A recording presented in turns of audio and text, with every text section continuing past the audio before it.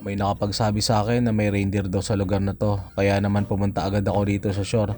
Sobrang excited ko kasi dahil first time ko makakita ng reindeer. Medyo mabato lang dito sa nilalakaran ko at habang naglalakad ako napansin ko agad tong sungay ng reindeer. Nako po, kaya naman pala may patay na reindeer dito. Lalapit sana ako, biglang lumubog yung paa ko. Ang lalim pala rito. Kaya naman hindi na lang ako tumuloy. Ang ginawa ko, zoom ko na lang yung camera para mas mapakita ako sa inyo. Grabe, kinain siguro to ng polar bear. At hindi sa kalayuan, may napansin akong tumatakbo. Noong una natakot ako, kala ko kasi polar bear. Yung pala reindeer lang. Sa mga oras na yan gusto ko nang lapitan yung reindeer pero napagsabihan ako na expedition leader namin na bawal ako maglakad mag-isa. Dapat may kasama ako na may dalang rifle. Baka daw kasi may bumulaga na polar bear. Kaya ang ginawa ko, naghintay muna ako dito at pinagmasdan yung lugar. Ang ganda rin pala rito. Hindi ko kasi siya napansin kanina dahil sa reindeer ako nakafocus. Tingnan nyo guys, ang ganda ng landscape.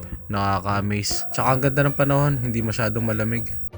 Yun sakto, may kasama na kami umakyat na may dalang rifle. Kaya naman inumpisa na namin maglakad dito. Siya nga pala, itong mga damo na to ang pagkain ng mga reindeer. Umaakyat na ako rito. Pero teka, hindi mo na ako mag-voice over. May paparinig ako sa inyo.